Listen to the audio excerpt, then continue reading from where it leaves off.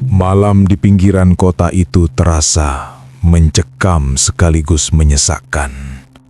Baskara, pria dengan otot-otot yang menegang karena kerja paksa di proyek perumahan, duduk terdiam di depan ruko yang nyaris mati lampunya.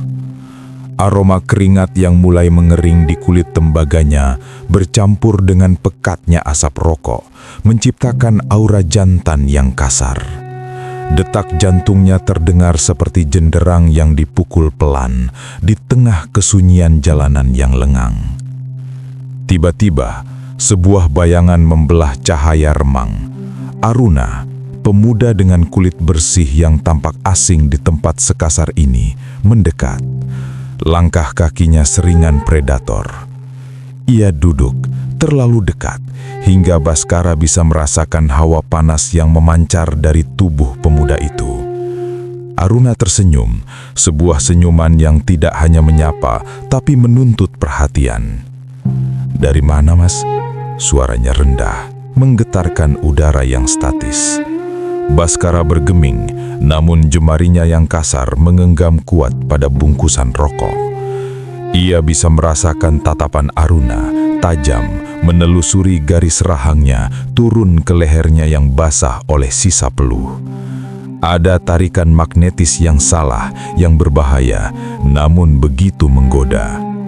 Tangan Aruna yang halus, yang tak pernah menyentuh semen atau bata, kini berada hanya beberapa inci dari lengan Baskara yang berurat.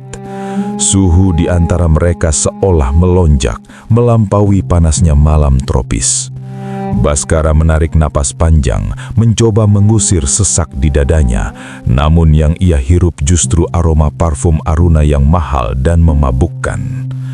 Keheningan ini tidak lagi sunyi.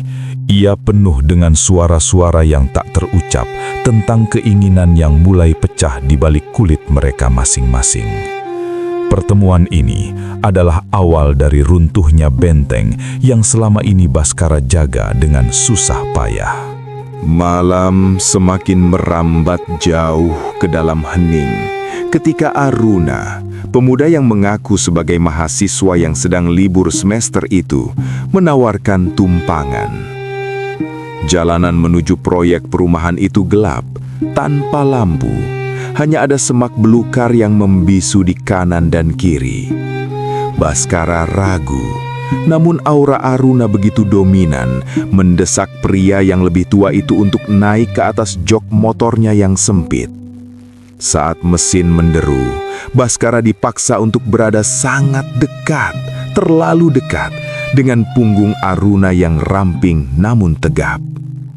Aroma parfum Aruna yang segar dan mahal kini bercampur dengan bau aspal dingin dan aroma tanah basah, merasuki indera penciuman Baskara, mengacaukan fokusnya.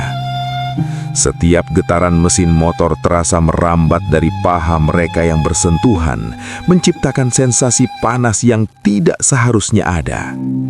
Baskara mencoba menjaga jarak, namun setiap kali motor itu melambat, dadanya yang bidang membentur punggung Aruna, menciptakan detak jantung yang berpacu liar. Aruna sengaja memacu motornya perlahan, seolah ingin memperlama waktu mereka di bawah lindungan kegelapan. Ia sempat melirik ke kaca spion, menatap mata Baskara yang penuh tekanan dan keraguan, lalu tersenyum tipis. Sebuah senyuman yang tahu persis apa yang sedang ia lakukan.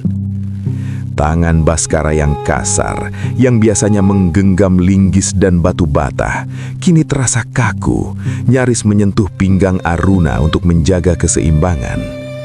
Ada keinginan untuk menjauh, namun ada tarikan emosional yang jauh lebih kuat, yang membuat Baskara justru semakin menunduk, menghirup sisa-sisa aroma di tengkuk Aruna yang bersih.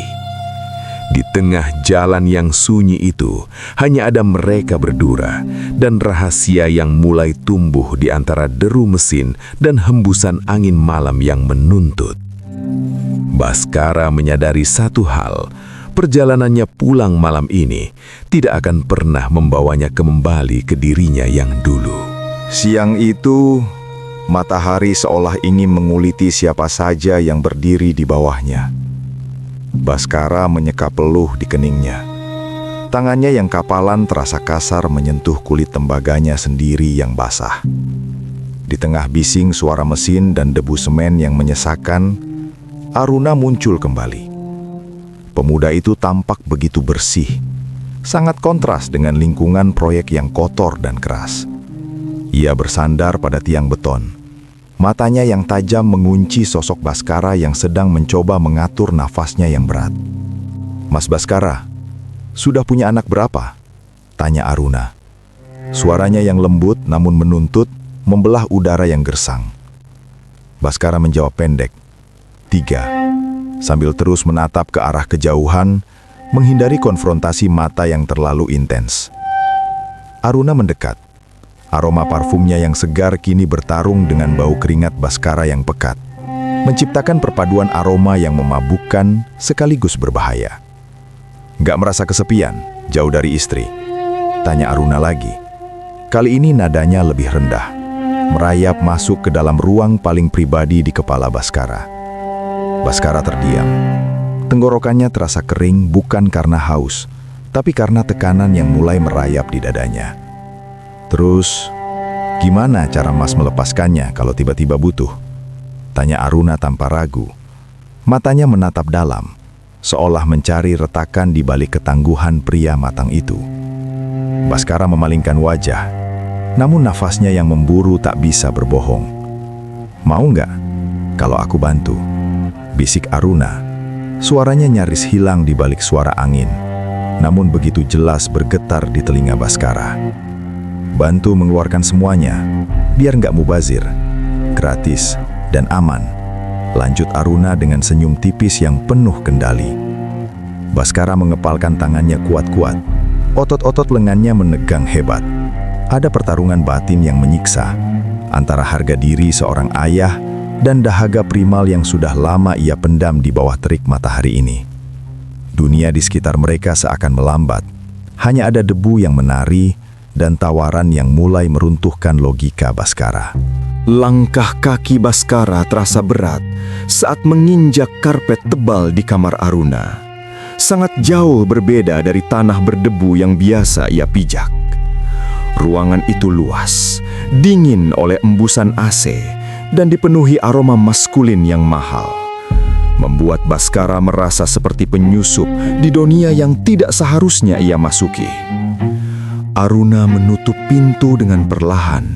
Suara kunci yang berputar terdengar seperti vonis yang mutlak di telinga Baskara. Di bawah cahaya lampu yang temaram, sosok Aruna tampak begitu tenang, namun matanya yang tajam tidak pernah lepas dari gerak-gerik Baskara yang kaku. Pria matang itu mencoba mengatur nafasnya, namun udara dingin di ruangan ini justru terasa menyesakkan paru-parunya. Detak jantungnya berdentum keras, memantul di dinding kamar yang sunyi, memberitahu betapa gelisahnya ia saat ini. Aruna mendekat, memangkas jarak hingga Baskara bisa merasakan hawa dingin yang seolah berubah menjadi panas saat kulit mereka nyaris bersentuhan. "Mas Baskara, jangan tegang begitu," bisik Aruna. Suaranya rendah, menggetarkan kesadaran Baskara yang mulai goyah. Baskara menatap tangannya yang kasar, penuh luka kecil dari kerja kerasnya, lalu menatap tangan Aruna yang putih dan halus. Sebuah kontras yang menyakitkan sekaligus memicu rasa ingin tahu yang dalam. Ada perang di dalam batinnya. Bayangan istri dan anak-anaknya di kampung melintas seperti kilatan petir yang menyakitkan. Namun tarikan magnetis dari pemuda di depannya ini jauh lebih nyata dan mendesak. Di ruangan mewah ini, Baskara menyadari bahwa ia tidak lagi memegang kendali. Ia telah menyerahkan dirinya ke dalam sangkar emas yang diciptakan Aruna. Dan setiap embusan nafasnya kini adalah milik pemuda yang sedang tersenyum penuh kemenangan itu. Keheningan malam ini adalah awal dari pengkhianatan yang tak lagi bisa ia hindari. Baskara duduk di tepi ranjang yang terasa terlalu empuk, seolah hendak menelan tubuhnya yang kasar. Suhu ruangan yang dihindari AC tak mampu memadamkan api yang mulai menyulut sarafnya, menciptakan kontras yang menyiksa di permukaan kulitnya yang tembaga. Aruna mendekat. Gerakannya tenang, namun penuh dominasi yang tak terbantahkan. Baskara adalah pria 35 tahun yang biasanya memegang kendali atas hidup, pekerjaan, dan keluarganya. Namun di sini, di hadapan pemuda 20 tahun ini, ia merasa kecil, seolah kekuatannya sebagai lelaki kuli tak berarti apa-apa. Sentuhan Aruna di bahunya terasa menuntut. Jari-jari yang halus itu menembus lapisan kulit Baskara yang kasar dan penuh kapalan. Baskara memejamkan mata kuat-kuat, mencoba mencari bayangan wajah istrinya di balik kegelapan. Namun yang ia temukan hanyalah aroma Aruna yang menyesakkan dan memabukkan. "Aku hanya ingin membantu, Mas," bisik Aruna. Suaranya lembut, namun mengandung racun yang melumpuhkan logika. Pria kuli itu gemetar, bukan karena takut, tapi karena pertahanan moral yang ia bangun bertahun-tahun kini runtuh berkeping-keping. Ia merasa berdosa, merasa kotor, merasa mengkhianati kodratnya sebagai seorang lelaki. Namun tubuhnya menolak untuk bangkit dan pergi. Jantungnya berdegup kencang. 1, 2, seirama dengan tarikan nafas Aruna yang kini mulai terasa di ceruk lehernya. Malam ini, Baskara bukan lagi seorang ayah dari 3 anak, bukan lagi seorang suami yang setia. Ia hanyalah seorang pria yang kehausan di tengah gurun kesepian, yang akhirnya membiarkan dirinya tenggelam sepenuhnya ke dalam kekuasaan Aruna. Sebuah kesalahan yang terasa begitu nikmat untuk dihentikan. Tengah malam telah lewat saat Aruna menurunkan Baskara di depan barak kuli yang sunyi. Baskara berdiri mematung. Tubuhnya masih menyimpan sisa panas dari kamar mewah itu. Namun hatinya terasa sedingin es. Ia merasa kotor, merasa telah mengkhianati kodratnya sebagai lelaki dan mengkhianati janji suci pada istrinya di kampung halaman. Di bawah langit yang pekat, ia menarik napas panjang, mencoba membuang sesak di dada. Namun aroma malam yang lembab justru memperparah rasa bersalahnya. Tiba-tiba, sebuah suara berat membelah keheningan, membuat jantung Baskara nyaris melompat keluar. "Dari mana, Mas Baskara?" Itu suara Imam, sang mandor yang biasanya kasar dan tak segan membentak para kuli. Namun malam ini, nada suaranya berubah, menjadi begitu lembut, licin, dan penuh selidik. Baskara menoleh pelan, menemukan sosok Imam yang berdiri di ambang pintu, menatapnya dengan pandangan yang sulit diartikan. "Siapa pemuda tadi?" tanya Imam lagi. Langkahnya mendekat, memangkas jarak hingga Baskara bisa merasakan aura otoritas yang menindas dari pria yang lebih muda darinya itu. Baskara mencoba berbohong, beralasan hanya jalan-jalan dengan penduduk lokal, namun lidahnya terasa keluh. Imam tidak melepas tatapannya. Matanya menelusuri sosok Baskara dari ujung kepala hingga kaki, seolah ia tahu persis apa yang baru saja terjadi. "Besok pagi, temani saya ke kota," perintah Imam. Suaranya kini kembali kasar, namun ada getaran posesif yang tersembunyi di balik kata-katanya. Baskara hanya bisa menunduk. Ia merasa terjebak di antara dua kekuatan yang sama-sama menuntut. Jika Aruna adalah api yang membakarnya dengan rayuan, maka Imam adalah rantai yang siap mengikatnya dengan kekuasaan. Di barak yang pengap itu, Baskara menyadari bahwa pelariannya dari kesepian justru membawanya ke dalam pusaran yang jauh lebih berbahaya. Besok, perjalanan ke kota bukan sekadar belanja bahan bangunan, tapi awal dari babak baru yang akan meremukkan sisa-sisa harga dirinya. Pagi itu, Baskara menemukan dirinya duduk di atas jok kulit mewah milik mobil Fortuner yang aromanya begitu asing bagi hidung seorang kuli bangunan. Di sampingnya, Imam, sang mandor yang biasanya hanya memberi perintah dengan suara kasar, kini duduk tenang di balik kemudi. Suara mesin mobil yang halus meredam kebisingan dunia luar, menciptakan ruang kedap yang justru membuat detak jantung Baskara terasa lebih keras memukul dadanya. "Mas Baskara, tidak usah panggil saya Pak. Suara imam membelah keheningan. Nadanya rendah dan tenang, jauh berbeda dari biasanya. Baskara menelan ludah, tenggorokannya terasa kaku, mencoba mencerna perubahan sikap pria di sampingnya itu. Imam melirik sekilas, matanya yang tajam menelusuri profil wajah Baskara yang keras dan berpeluh dingin. "Maaf kalau selama ini saya kasar," lanjut imam. Suaranya kini terdengar seperti bisikan yang menuntut pengampunan. "Itu semua saya lakukan hanya untuk menarik perhatianmu padaku." Kata-kata itu menggantung di udara, seperti kabut tebal yang mencekik napas Baskara. Ia bisa merasakan suhu di dalam kabin yang ber-AC itu mendadak naik, seolah hawa panas memancar langsung dari tubuh imam yang tegap dan gempa.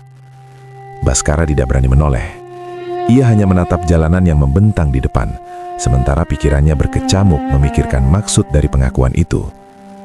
Ada dominasi yang halus namun mematikan dalam cara imam berbicara, seolah ia sedang memasang jaring yang lebih kuat dari sekedar perintah mandor kepada bawahan. "Malam ini kita menginap di hotel dulu," ucap imam lagi, tanpa menunggu jawaban. Keputusannya mutlak dan tak terbantahkan.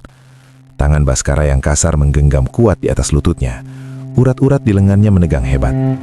Ia merasa seperti buruan yang baru saja menyadari bahwa pemangsanya telah lama mengintai dari balik bayang-bayang.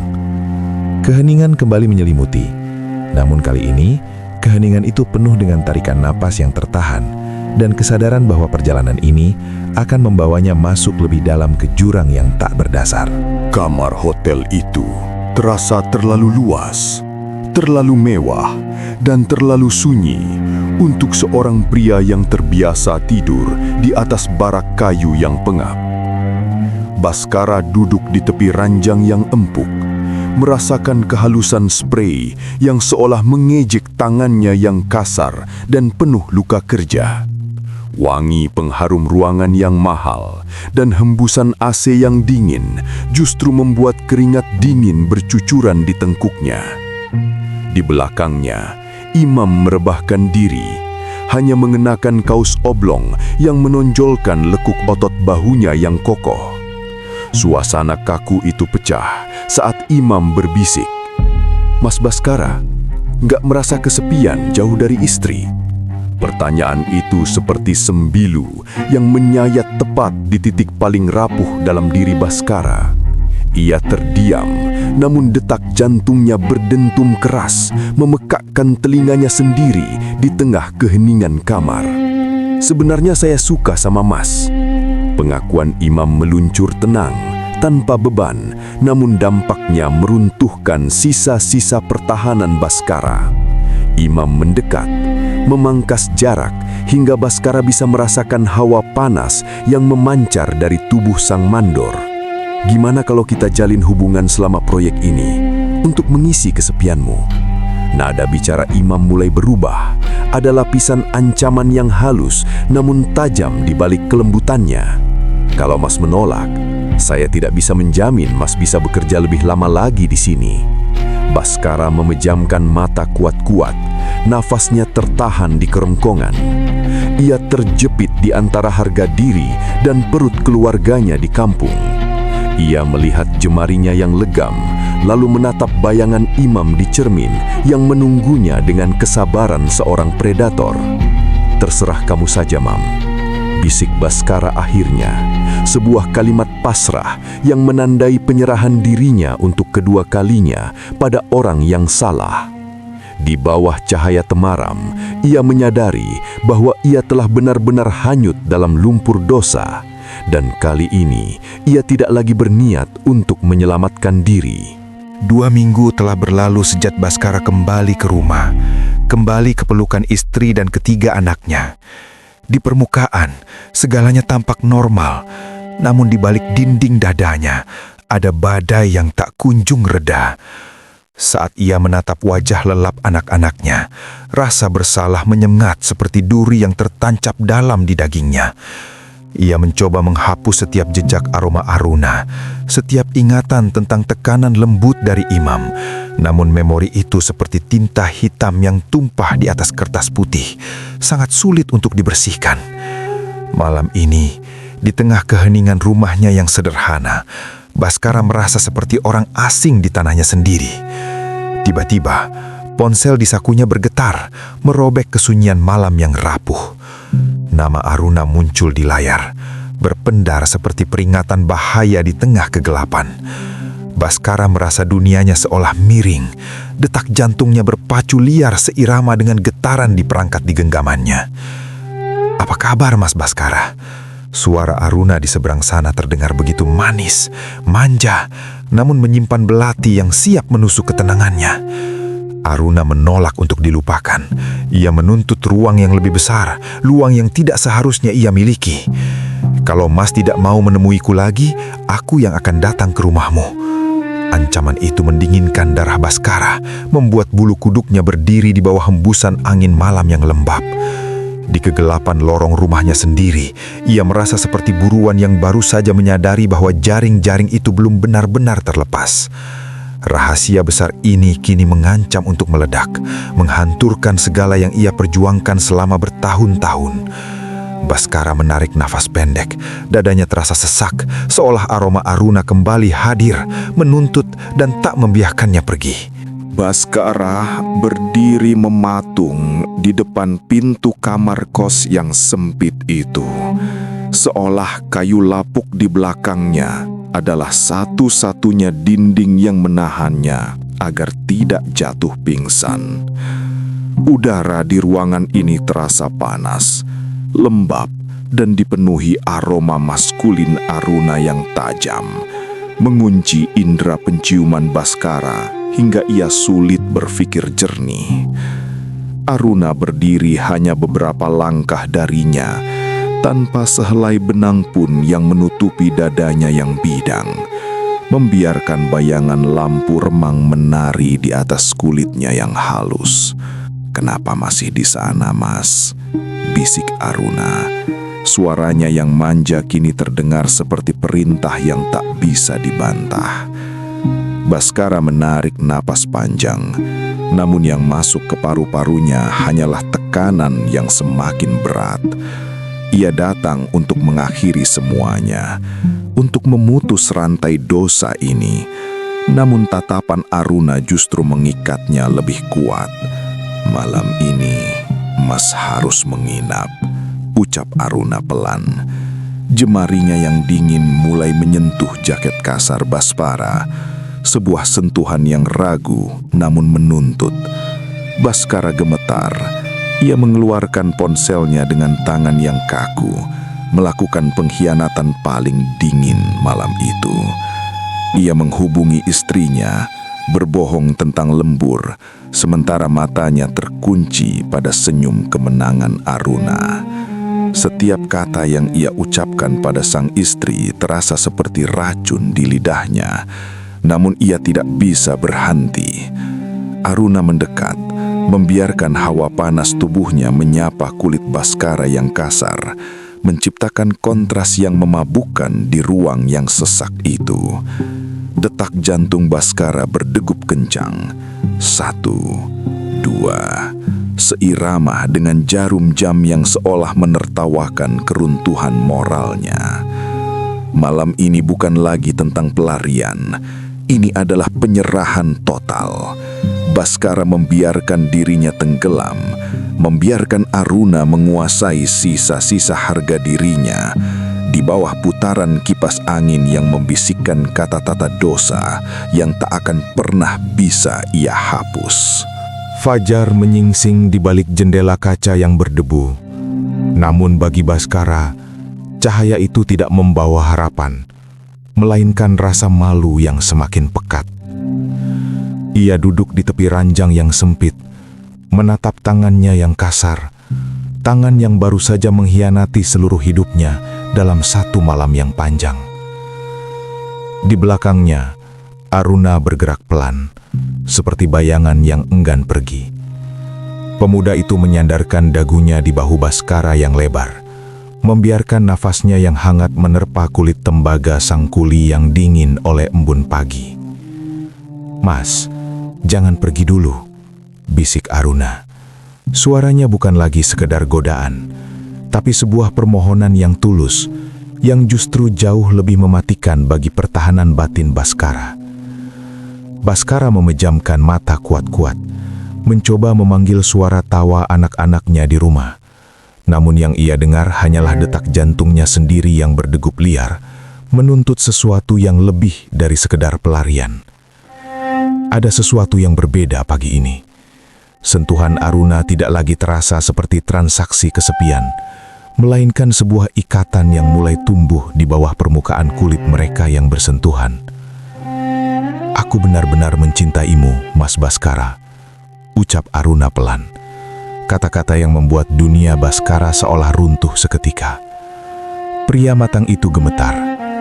Ia tahu ia seharusnya berdiri, memakai jaketnya, dan menghilang ke dalam kerumunan kota, kembali ke kodratnya sebagai seorang ayah dan suami. Namun, ia tetap diam. Ia merasa utuh di dalam kamar yang sesak ini, merasa dipuja oleh mata yang menatapnya, seolah ia adalah pusat semesta. Di bawah langit pagi yang abu-abu, Baskara menyadari bahwa ia bukan lagi sekedar tersesat.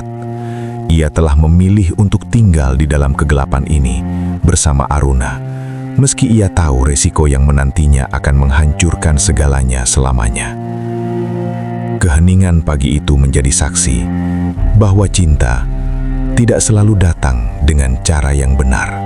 Debu semen dan aroma solar yang menyengat memenuhi udara. Namun bagi Baskara, keheningan di hadapan Mandor Imam jauh lebih menyesakkan daripada polusi proyek manapun. Pria itu berdiri di sana. Imam, sang mandor berusia 30 tahun yang memiliki belahan tipis di dagunya dan tatapan yang mampu melubangi nyali siapa saja. Kehadirannya selalu membawa beban otoritas yang tak terbantahkan, seolah setiap inci tanah yang dipijak Baskara adalah miliknya. Baskara menarik napas pendek, merasakan grit pasir di tenggorokannya yang kering. Ia teringat bagaimana Imam pernah memaksanya masuk ke kamar hotel mewah, menggunakan posisinya sebagai atasan untuk mengikat Baskara dalam perjanjian yang penuh dosa. "Mas Baskara, sepertinya pikiranmu tertinggal di tempat lain." Suara Imam memotong kebisingan mesin, nadanya rendah, tajam, dan penuh selidik. Baskara bergeming, namun otot-otot di lengannya yang legam menegang hebat. Ia bisa merasakan mata Imam menelusuri setiap inci tubuhnya, mencari jejak Aruna, mencari sisa-sisa pengkhianatan yang ia sembunyikan di balik peluh kerjanya. "Ingat, aku tidak suka berbagi apa yang sudah menjadi milikku," bisik Imam. Langkahnya mendekat, hingga aroma minyak mesin dari pakaiannya mengalahkan wangi kenangan Aruna di benak Baskara. Tekanan emosional ini seperti jerat baja yang perlahan menarik lehernya. Di bawah terik matahari yang kejam, Baskara menyadari bahwa Aruna mungkin adalah pelarian cintanya. Namun Imam adalah kenyataan pahit yang memegang rantai hidupnya. Detak jantung Baskara berdebu, berpacu liar di tengah ancaman yang tak terucap namun sangat nyata. Ia kini terperangkap di antara dua pria yang sama-sama ingin menguasainya, sementara bayangan istri dan anak-anaknya semakin memudar di balik kabut debu dan dosa yang semakin tebal.